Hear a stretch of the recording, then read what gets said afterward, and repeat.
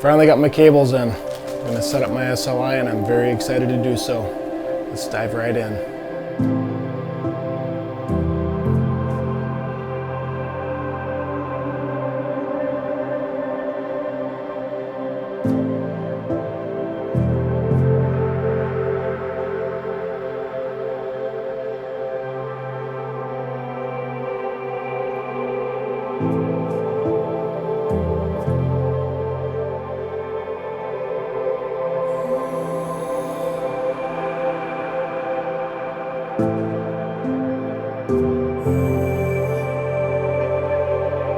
Okay, as I'm putting this together here, I'm going to be using Thermaltake's C Pro, are their Pacific fittings. The idea is I can screw these in and they will be nice and flat both directions. As such, you put this collar on the tube, it's kind of a collar anyway, and you literally can just screw it right on, which will be nice because it'll make putting the SLI together real nice and clean and hopefully simple.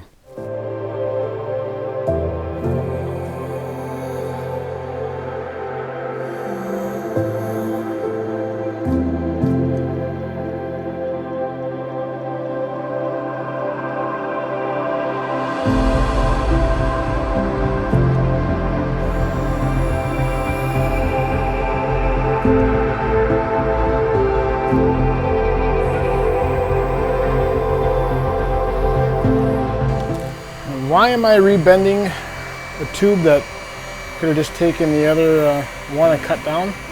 Well, because I want to be able to save that in case I ever go back to a single card in that case or whatever the case might be. It was such a perfect, I guess, length and bend that I just don't want to have to do it again. I figure I'll do this. I happen to have a piece that I think will work perfectly. And just take our time and do this right.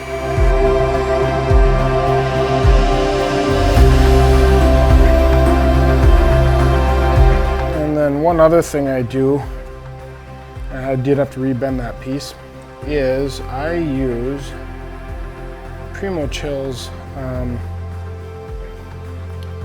guess, tube bits or PET tube bits, because they get the inside of the tube and the outside nice and smooth, and then it lets me get them even as well, so I'm not sanding and recutting. And if I need to shorten a tube just a little bit, do this little by little, and it keeps it perfect as opposed to cutting.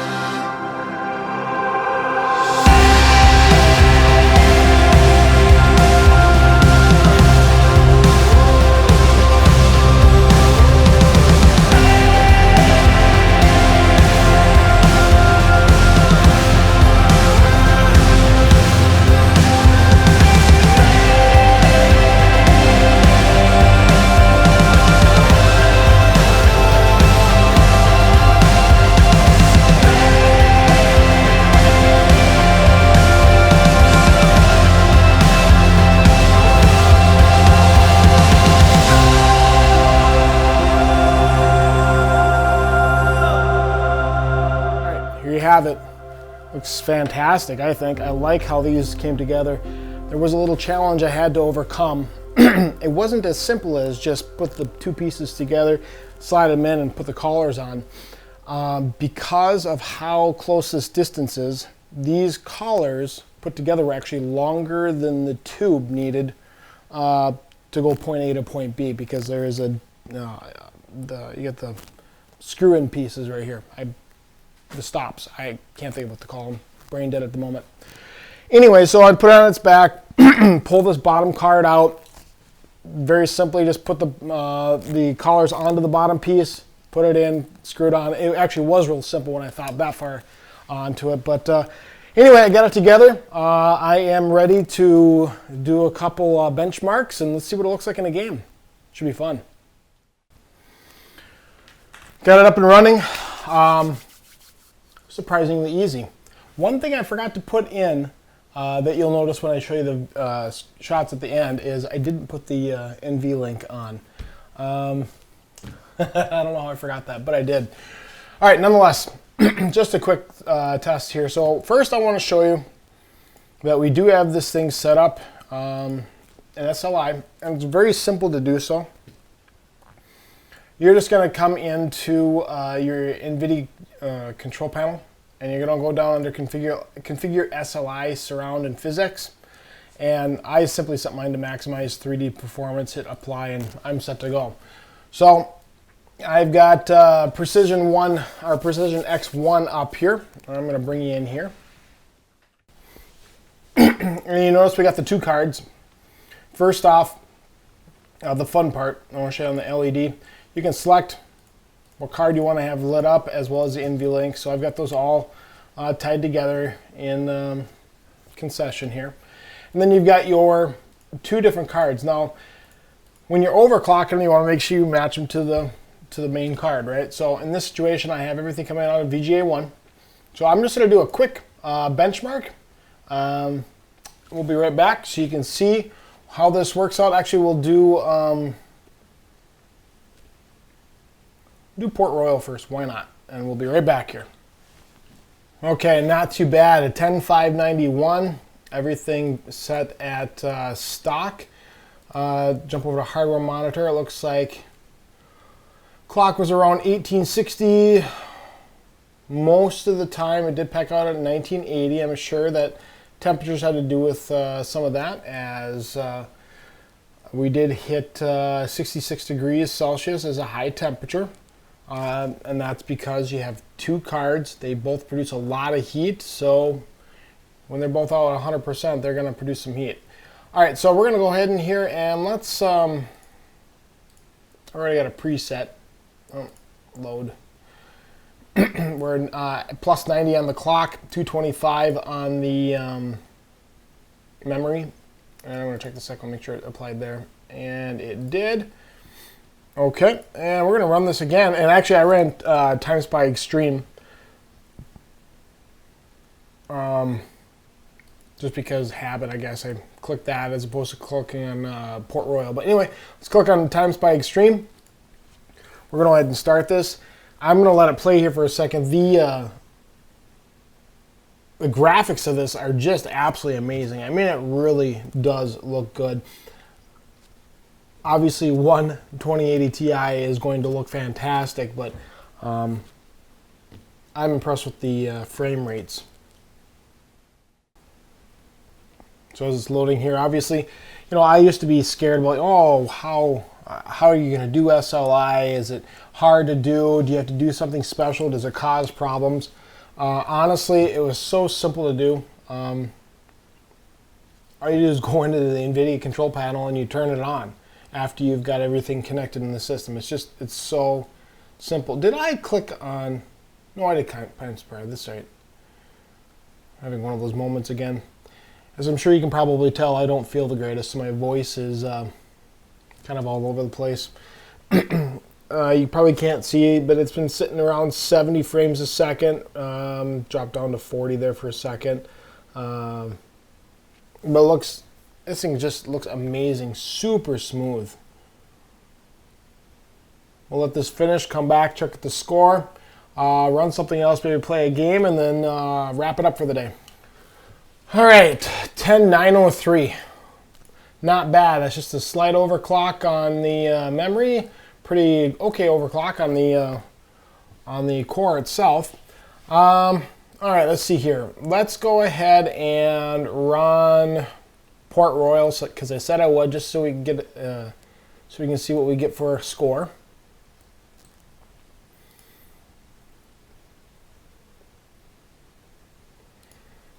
We'll be right back after that starts up. Interesting how this is just kind of jumping around. I wish that, I suppose I probably could have put that in the forefront, but oh well. Anyway, We're gonna let this run here real quick. We'll come back to the hardware monitor, see where everything was pegged out again, and we'll jump in a game, see what it looks like, and we'll call it a day. All right, a 15988 in Port Royal. Let's jump over to our hardware monitor. Looks like we were at 1980 for our clock. Memory clock pegged out. Temperature got up to a max of 66 degrees. Well, you know, again, it's warm. Here, let's do this. I'm gonna boot up a game and we're gonna see what that looks like. All right, loading up Star Wars here. Funny side note, I wasn't really into computers or computer building or anything like that until Star Wars: The Old Republic came out. It's the whole reason I started building my own gaming system, because I had and still have a Mac Pro and you couldn't do jack on it. So, all right, let's log in and see what it looks like. Now I have all settings maxed out here in graphics, so let's so right here I'm in what am I in? One of my strongholds. 151. Actually, you know what I'm going to do? I'm going to turn on G-Sync. I'll lower my frame rates a little bit, but this game responds really well to G-Sync being on. And I play in full screen windowed mode. That way I can use my overlays and everything. It doesn't work quite right in full screen, but anyway, looks like I'm sitting there fluctuating between 150 and 170 for my frames per second. Now this is primarily a CPU bound game. However, let's jump over to OSIS and see what it looks like playing.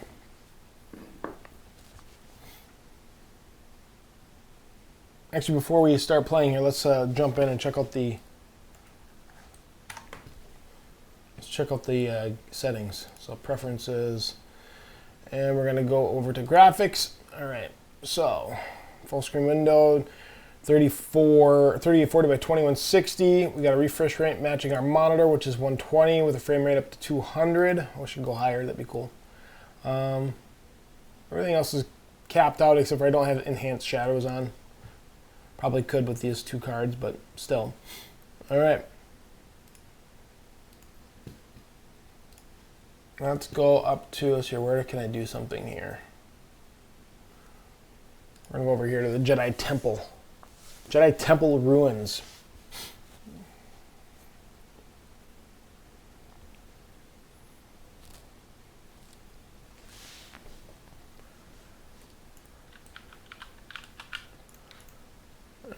Consume the light. All right, let's go beat up on some Jedi Masters. Since I'm on a Sith.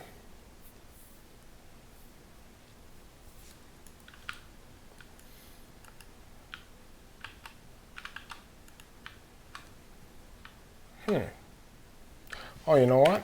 I just realized something.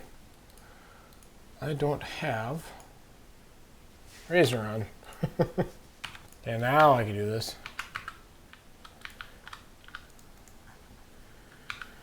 Yeah, let's see. So far, I'd say it's pretty darn smooth.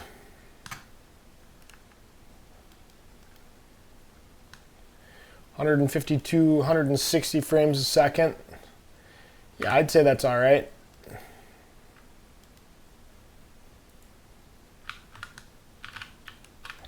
At 4K. Again, this is a CPU-bound game, so not exactly the same thing as testing out a full GPU-bound game, but it does make a difference. I mean, these frames are usually sitting around, I suppose, 100 in something like this. If I do a boss, I don't know, on here it's called the droid and the bug world bosses right now, which are pretty popular due to the method of gearing that you have to go through. Your frames can drop into the 20s, so basically unplayable if you have everything maxed out.